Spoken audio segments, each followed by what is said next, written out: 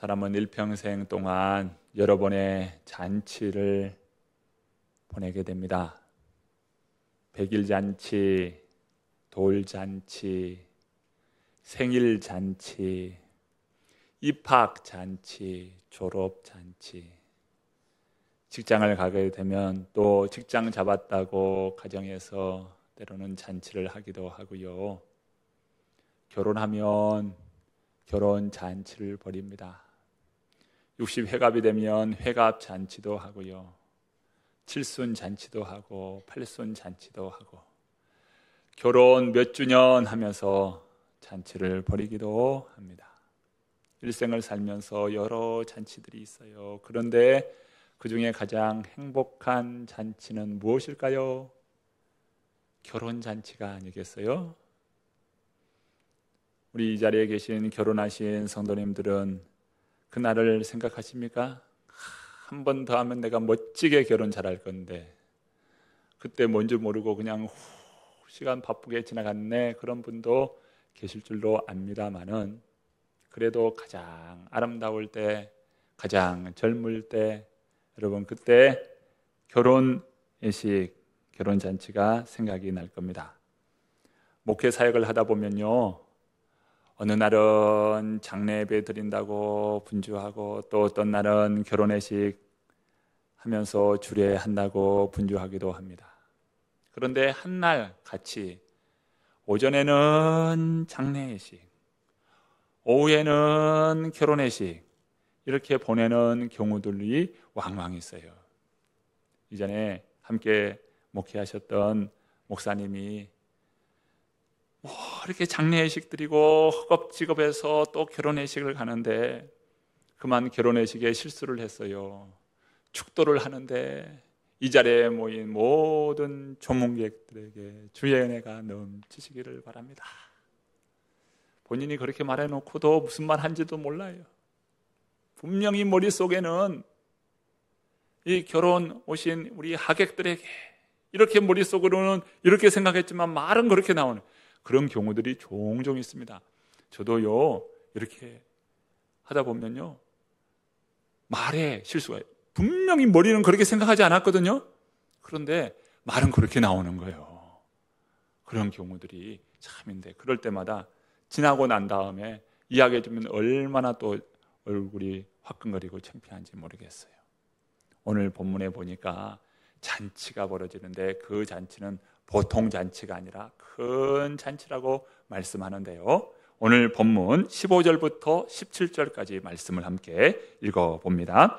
함께 먹는 사람 중에 하나가 이 말을 듣고 이르되 무릇 하나님의 나라에서 떡을 먹는 자는 복되도다 하니 이르시되 어떤 사람이 큰 잔치를 베풀고 많은 사람을 청하였더니 잔치할 시각에 그 청하였던 자들에게 종을 보내어 이르되 오소서 모든 것이 준비되었나이다 하매. 자, 예수님께서 한 토막의 이야기를 펼쳐주십니다. 그런데 이 이야기를 펼쳐주실 때에 그 이야기의 내용이 나오게 된 배경이 있는데 15절에 이렇게 말씀해요. 무릇 하나님의 나라에서 떡을 먹는 자는 복되도다. 이 말씀을 듣고서는 예수님께서 한 토막의 이야기를 해주고 계십니다. 어떤 사람이 큰 잔치를 베풀었다고 말씀하고 있어요. 이 잔치가 어떤 잔치인가? 오늘 누가복음 14장과 똑같이 평행 본문으로 있는 마태복음 22장에는 이 잔치가 왕의 아들의 결혼 예식을 하는 혼인잔치라고 말씀합니다. 큰 잔치, 임금이 베푸는 잔치라고 마태복음에는 말씀하고 있어요. 큰 잔치가 벌어졌습니다. 자, 혼인잔치예요. 여러분, 혼인잔치 준비하기 위해서는 어떻게 해야 합니까? 먼저 초청장을 만들어야 되잖아요. 청첩장, 초청장을 만드는 거예요. 몇 날, 몇 시에 우리 아들의 결혼회식이 있습니다 하면서 귀인들에게 보내는 거예요. 주변 마을 곳곳에 유지들에게도 보내고 이렇게 해서 초청장을 보냅니다. 초청장을 보내면서 이날 우리 아들의 결혼회식이 있는데 오시겠습니까? 그럼요. 당연히 가야지요. 결혼회식을 축하합니다. 그러면서 이제 주인은 분주해졌어요. 결혼회식을 하려면 집안 곳곳을 살펴보면서 허물어지고 좋지 못한 것은 다 수리를 해야 되겠다 싶어서 벽에 페인트도 다시 칠하고 보수도 하고, 그리고 길가가 있는데 길가에 정원수도 바꾸고 꽃길도 만들고 바닥도 다시 이렇게 정리를 합니다. 집안 곳곳에 지저분한 곳은 다 인테리어를 하고요. 화장실도 깨끗이 고치고 이렇게 해서 온 집을, 그리고 다 곳곳을 다 이렇게 깨끗하게 정리를 했습니다. 결혼회식이 점점 다가와서 이제 하루 전날입니다. 최고급 인류 요리사를 몇 명을 이렇게 고용을 했어요. 그리고 이런 음식 저런 음식 이렇게 음식을 장만하도록 합니다. 그리고 뒷뜰에는 큰 가마솥을 걸었어요. 오는 손님들이 수백 명일 것이니 그 수백 명을 먹이기 위해서 큰 가마솥을 여러 개를 걸었습니다.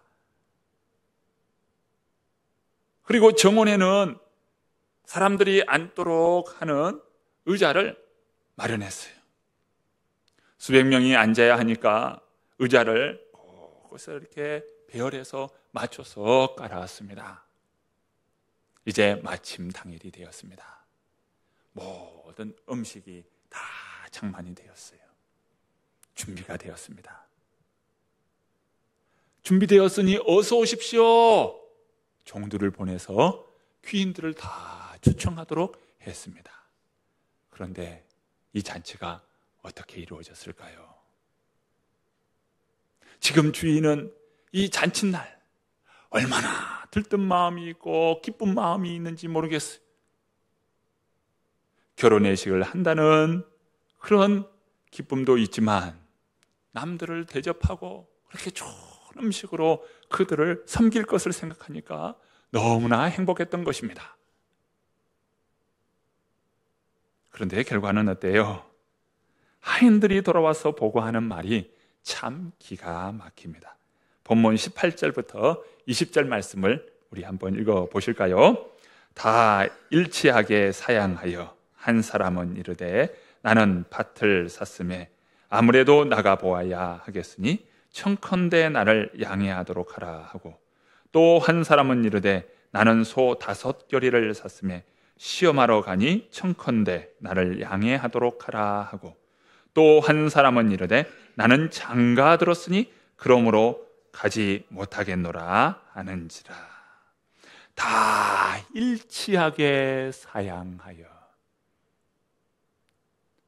그들이 서로 공모한 것인지, 그 집에 잔치 있는데 그 잔치집 가지 말자, 마치 서로 공모하는 것 마냥 다 일치하게 사양하는 거예요. 주인은 이 잔치를 위해서 얼마나 많이 준비했습니까? 그런데 다 일치하여 사양하는 거예요. 오는 손님이 없어요. 오는 손님이 없어. 하나같이 다 사양하더라 이 말입니다. 주인이 몹시 불쾌하고 화가 났습니다. 잔치 초대를 거부한 첫 번째 사람이 뭐라고 합니까? 나는 밭을 샀음에 아무래도 나가보아야 하겠으니 청컨대 나를 양해하도록 하라.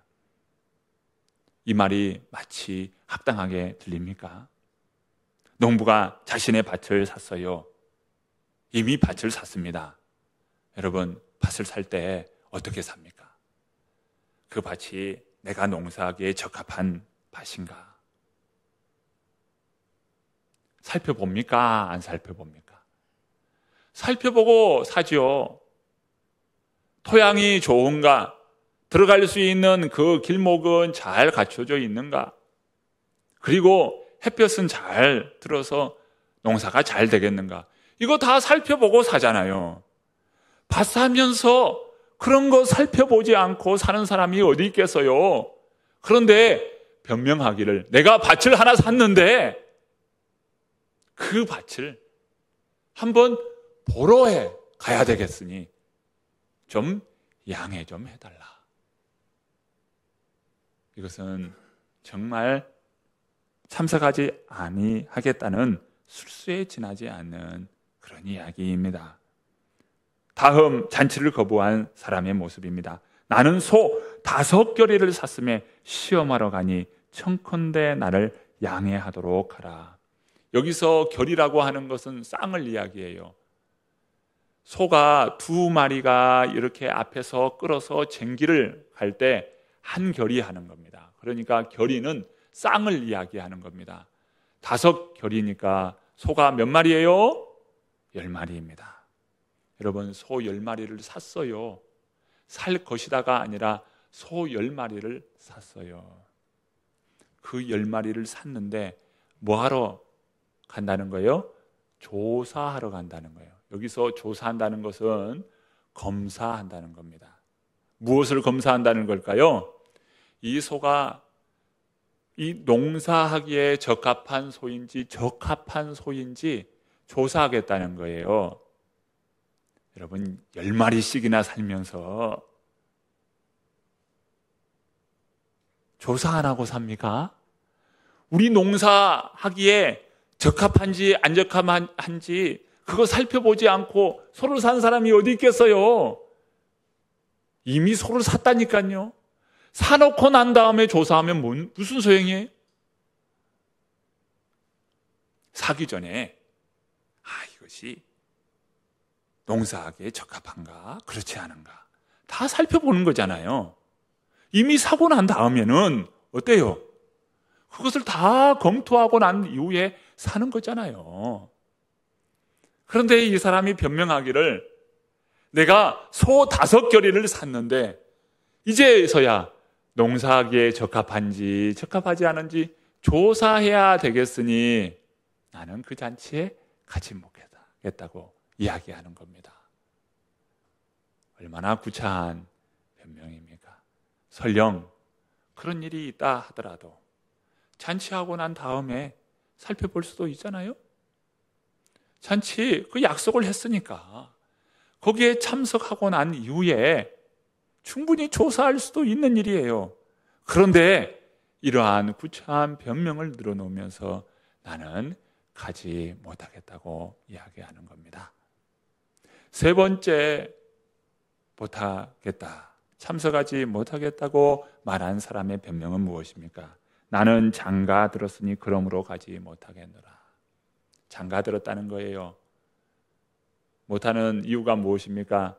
아내를 기쁘게 해야 하니까 나는 참여하지 못하겠다는 겁니다. 여러분이 만약에 결혼을 했어요.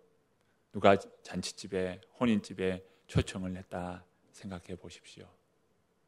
여러분 가겠습니까? 안 가겠습니까? 혼자 가게 되면 혼자 가고, 아니면 부부가 함께 갈 수도 있잖아요.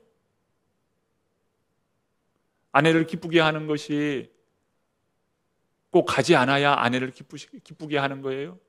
그것이 아니죠. 함께 갈 수도 있는 일이에요. 그러면 더 사랑이 깊어질 수도 있잖아요. 잔치의 상황이 이렇게 되었어요. 잔치에 초대받은 사람들이 이런저런 구차한 변명을 늘어놓습니다. 주인은 어떻게 해야 합니까? 매우 화가 났어요. 자, 본문 21절부터 24절의 말씀입니다. 읽어봅니다. 종이 돌아와 주인에게 그대로 고하니 이에 집 주인이 노하여 그 종에게 이르되 빨리 시내의 거리와 골목으로 나가서 가난한 자들과 몸 불편한 자들과 맹인들과 저는 자들을 데려오라 하니라. 종이 이르되 주인이여 명하신 대로 하였으되 아직도 자리가 있나이다.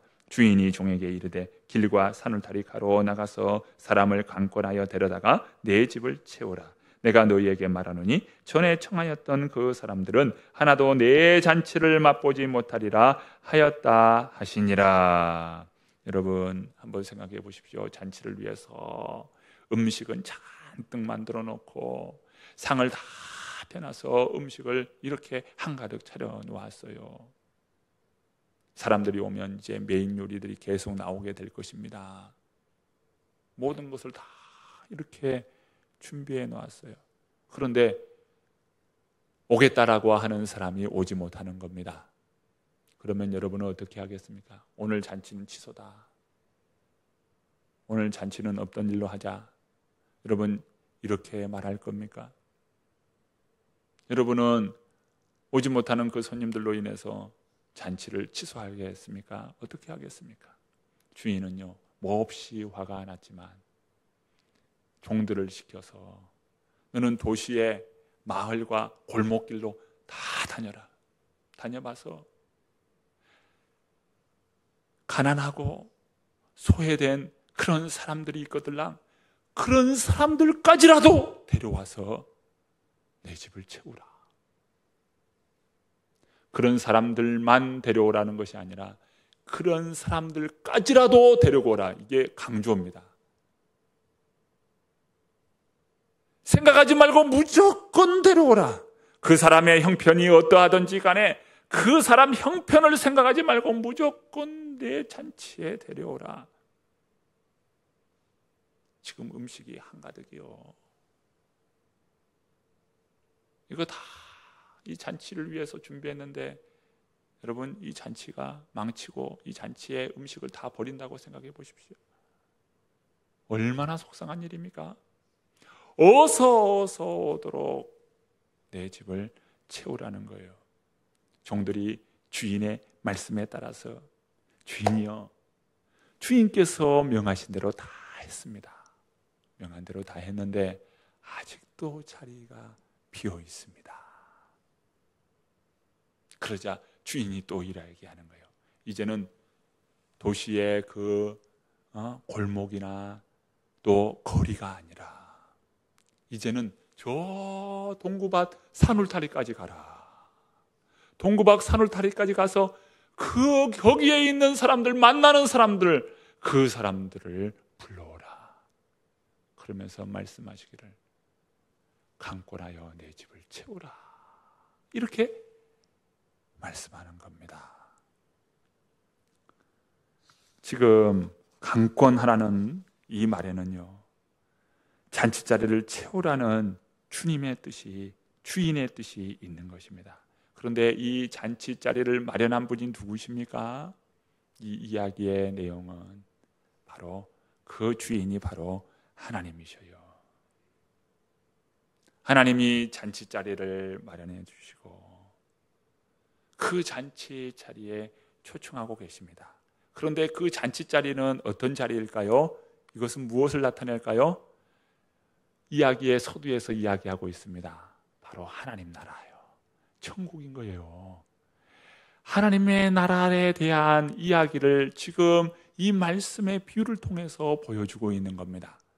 지금 이 잔치 자리는 천국인 거예요. 하나님 나라 은혜의 잔치가 지금 벌어진 것입니다. 그런데 이 모습은 어떤 모습입니까? 바로 교회의 모습을 보여주는 것입니다. 교회는 매 주일 예배드리는 이 예배가 천국 잔치라는 거예요.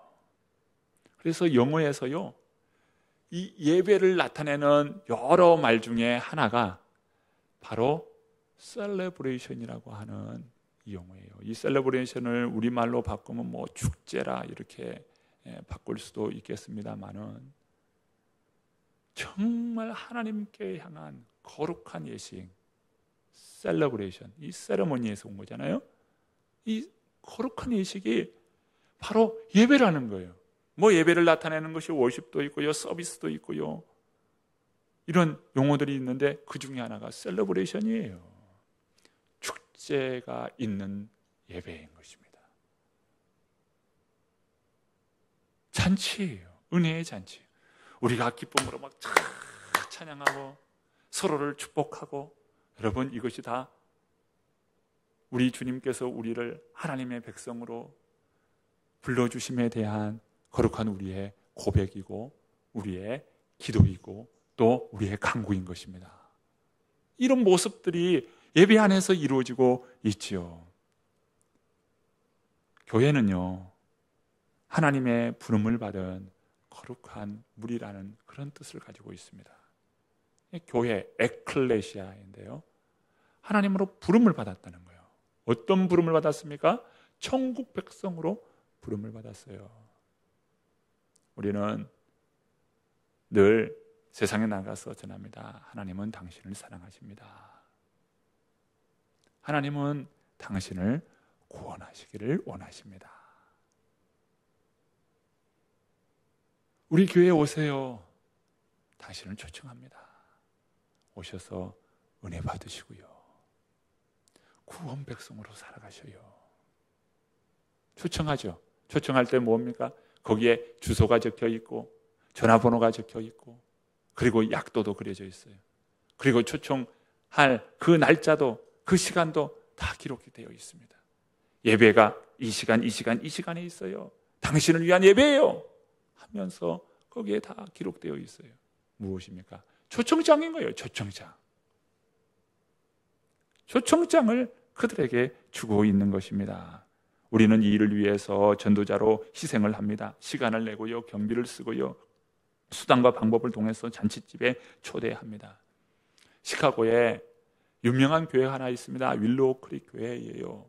아주 세계적으로 그 윌로우 크릭 교회를 연구하고 또 논문도 쓰는 그런 경우들이 왕왕 있었습니다. 그 교회를 세운 빌 하이빌스 그 목사님이요, 건강한 교회상에 대해서 이야기하는데, 그가 이야기를 예배와 교육, 선교, 친교, 봉사, 이러한 분야들이 이렇게 균형이 잡혀 있을 때 그 교회는 건강한 교회다. 저희들이 신학교 교육을 하면서요, 교육을 받으면서 바로 이 5가지 요소, 예배, 선교, 봉사, 친교, 교육, 이 5가지 요소에 대해서 얼마나 강조를 받으면서 교육을 받았는지 몰라요. 그런데 그분이 이 5가지 요소, 그것이 균형 잡힐 때 건강한 교회로 알았다라는 거예요. 그런데 시간이 지나면서 하나님 아버지의 마음을 헤아리고 나니까 잃은 영혼을 찾으시는 아버지의 마음을 헤아리는 교회가 건강한 교회다 라고 그는 이야기합니다. 건강한 교회와 성도는요, 하나님의 소원인 잃은 영혼을 찾는 그런 교회와 성도, 그것이 바로 건강한 교회요, 건강한 성도인 것이죠. 여기에 지금 손님을 초청하잖아요. 초청을 위해서 보내받는 종들이 있어요. 이 종들이 누굴까요? 바로 교회의 성도를 나타내는 겁니다. 종들은 주인의 뜻을 알고 초청하러 나갑니다. 귀빈들을 부르고요, 길과 마을에 또 거리에 나가서 초청합니다.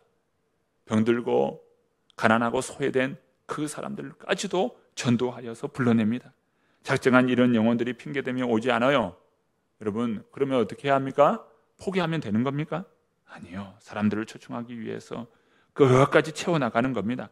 이웃에게, 또 직장에서, 거리에서 만나는 사람마다 강권하여 초청하라는 거예요. 왜냐하면 잔치에는 비워둘 수 없기 때문이에요. 순천에 박병선이라는 분이 계셔요. 이분이 부인으로부터 처음 교회 가자라고 하는 그 권면을 받고 교회에 처음 나오게 됐어요. 그런데 그 교회가 그날 행사가 있었습니다. 입당 예배가 있었어요. 입당 예배. 그러니까 남편을 초청한 거예요. 입당 예식이 있으니까 우리 함께 갑시다 해서 입당 초청 예배를 드렸는데, 큰 교회를 이렇게 지어놓고 입당 예배를 드리니까 빈자리가 얼마나 많이 있겠어요? 그래서 이 박병선이라는 이분이 이렇게 주위를 둘러보는데 너무나 많이 비어 있는 거예요, 자리가. 그래서 첫날 자기가 무슨 소리 한지도 모르고 그렇게 이야기했다는 거예요. 내가 이 자리를 다 채우겠습니다. 그렇게 이야기했다는 거예요. 우리 가운데 좀 이렇게 좀 고백하시는 분은 미친 척이라도 하고 한번 이야기하면 좋겠어요. 이분이 이렇게 이야기했다는 거예요. 내가 이 자리를 다 채우겠다는 거예요. 그런데 휴일이 점점 가까워지잖아요.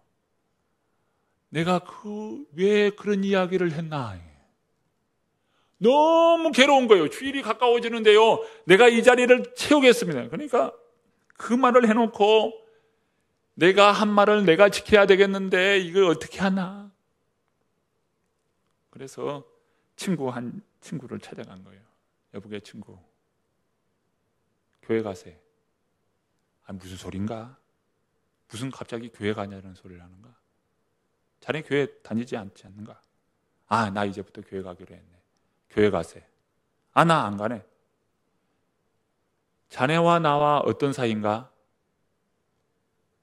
자네와 나하고는 떨어질래야 떨어질 수 없는 친구 사이 아닌가?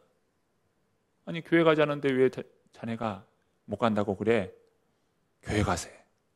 안 간다는 거예요. 이 친구가 교회 안 간다고 하자 아예 그 방에 들어 누웠습니다. 자네가 교회 간다 하기까지 나는 절대 이 방에서 나가지 않을 거네. 들어 누웠어요. 밤 시간이 한참 됐습니다. 자네 빨리 집에 안 가는가? 아니, 나 안 갔어요. 내 눈을 보소. 내가 갈 사람인가? 그렇게 해가지고 잠은 자야겠고 가지는 않는다고 그러니, 이게 한 말 무슨 헛소리라도 좀 해야 되겠는데 안 되겠어요. 그래, 알았어. 내가 교회 진짜네. 꼭 와야 되네. 꼭 와야 되네. 교회 올 때는 말이야, 양복을 꼭 입고 오소. 입을 때 넥타이는 가급적이면 빨간색으로 하고, 그렇게 해서 교회 오세요. 그런데 그 친구가 진짜 교회 온 거예요. 교회 오고 나니까 얼마나 기쁜지 그렇게 기뻐하더라는 거예요. 이분이요, 순천의 시의원으로 나왔습니다.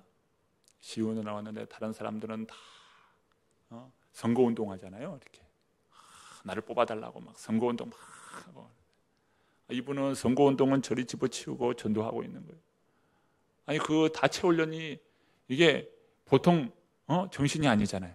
그러니까 전도하러 다녀요. 그 함께 선거운동하는 사람이 미쳤다고, 정말 예수에 미쳤다고 그러더라는 거예요. 그런데 선거 결과가 나왔는데 그 시의원 중에 가장 많은 득표를 갖는 그런 당선인이 됐어요. 그리고 이분이 시의원의 의장이 된 겁니다.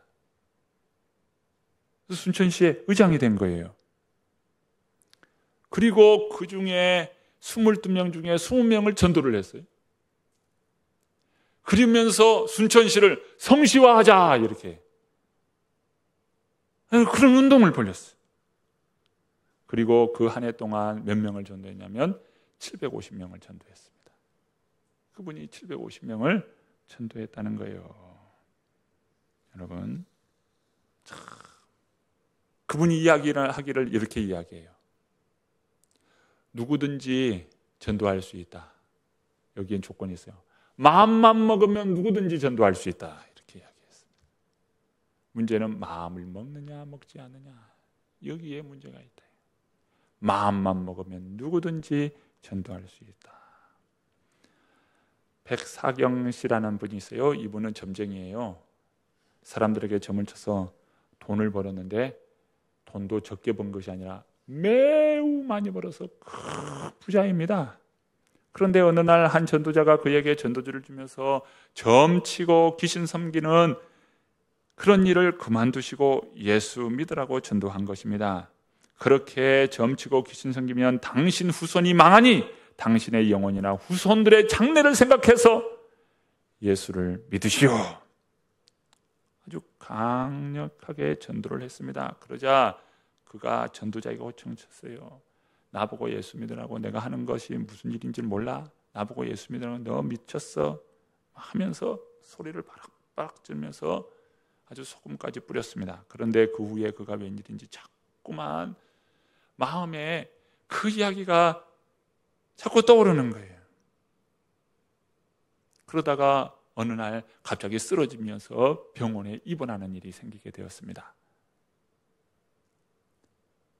그 입원에 있다가 문득 떠오르는 생각이, 그 받았던 그 전도지, 그 부인에게 일하게 해서 어느 주머니에 그 전도지가 있는데 그것을 꺼내서 좀 나에게 읽어달라 해서 그 전도지를 그 부인이 읽어줍니다. 그 읽어주는 그 말로 인해서 그가 성령의 감동을 잡고 그 마음이 사로잡히게 돼요. 그리고 퇴원을 한 후에 즉시 교회로 찾아갑니다. 그는 자리에 앉아서 회개하며 예수 그리스도를 믿기로 작정해요. 그리고 그분은요, 그 후에 자신의 재산을 교회에 이렇게 들여서 교회를 다시 짓고요, 그리고 학교까지 세우는 그런 일에 그는 헌신합니다. 그 아들이 굉장히 유명한 사람이에요. 그 아들이 누구냐면 연세대 총장을 지냈던 백낙준 박사입니다. 여러분, 백낙준 박사가 어떤 분인 줄 아십니까? 그분이요, 우리 초대 대한민국의 자유민주주의의 그 기틀을 세울 때 엄청난 역할을 했던 사람이 이 백낙준 박사예요. 이분은요, 프린스턴과 예일대에서 신학을 공부했던 분이시고요, 그리고 자유 대한민국의 이 건국을 위해서 너무도 많이 헌신한 그런 분으로서 부통령을 지내고 또 이 국무총리도 역임하시고, 그러면서 그 박정희가 유신 정권 할 때 그게 또 반대해 가지고 또 여러 가지 또 일을 겪으시고 하면서 이분이요, 우리나라의 이 기틀을 마련하는 그런 과정에서 아주 혁혁한 일을 세운 그런 분이신데, 지금 연세대학교를 가시면 이 백낙준 박사 동상이 있습니다. 그만큼 그분에 대한 존경심이 큰 분이셔요. 그 아들이 바로 이렇게 전도되어서 그 아들이요, 신학을 공부하고 박사가 되어서 우리나라의 이런 자유민주주의의 그 기틀을 마련한 그런 공로를 세운 그런 위대한 인물이 나오는 겁니다. 얼마나 귀한 일이냐 이 말이에요. 하나님은요, 우리를 통해서 이런 영혼들을 참 부르셔요. 부르실 때 잔치자리로 부르십니다. 추수감사주일을 우리는 초청잔치로 마련하고 있어요. 이런 영혼이 주님 앞에 돌아왔습니다. 주인이 초청된 그 많은 사람들이 이렇게 주님 앞에 올 때, 주인 앞에 올 때 그 주인은 어떠할까요? 너무 기뻐서 춤추는 겁니다. 우리 하나님이 춤추신다. 여러분 한번 생각해 보십시오.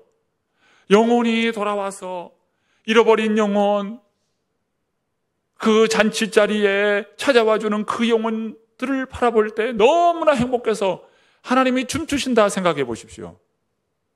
여러분, 이보다 더 행복한 일이 어디 있겠어요? 여러분, 우리가 영혼을 주님 앞에 참 올려드리고 그 영혼이 회복되어 하나님의 자녀가 되는 것은요, 우리 하나님이 춤추시는 사건이에요. 이 일에 우리가 귀하게 쓰임받고 우리 모두가 영혼 구원의 감격을 다 이루어가는 그런 귀한 역사가 있기를 간절히 축원합니다.